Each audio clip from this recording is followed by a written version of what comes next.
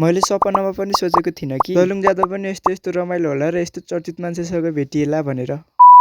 So hello guys, के छ म चाहिँ एकदम सन्चै छु है। सबैभन्दा पहिला त सबैले happy new year. I hope तपाईँहरूले चाहिँ थाहा नै पाइहाल्नुभयो होला हामी चाहिँ कहाँ जाँदैछौँ भनेर। हामी चाहिँ यस्तो राम्रो सनराइजको भ्यू हेर्दै जाँदैछौँ सैलुङतिर। हामीले चाहिँ बाटो बिर्सेर फेरि यस्तो गाडी न गाडी हिँड्नु पर्यो होइन। मैले त रातो लाली गुराँस देखाएको थिएँ होइन, यो के हो फेरि?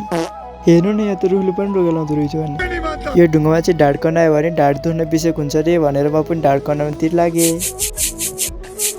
यो चाहिँ हो स्वर्गद्वार। साँच्ची भने हेर्नु न कस्तो उकालो छ। 6-7 घन्टाको हिँडेपछि सैलुङ पुग्दा त म लास्टै खुसी भएको थिएँ। सैलुङ गएर कुलमान घिसिङलाई भेट्छु होला भनेर त सपना पनि सोचेको थिइनँ। अनि हामीले चाहिँ उहाँसँग 1-2टा फोटो खिचिहाल्यौँ। यसो घुम्दै गएको यता त फेरि खतरा काप्रेल नाच चलिरहेको रहेछ।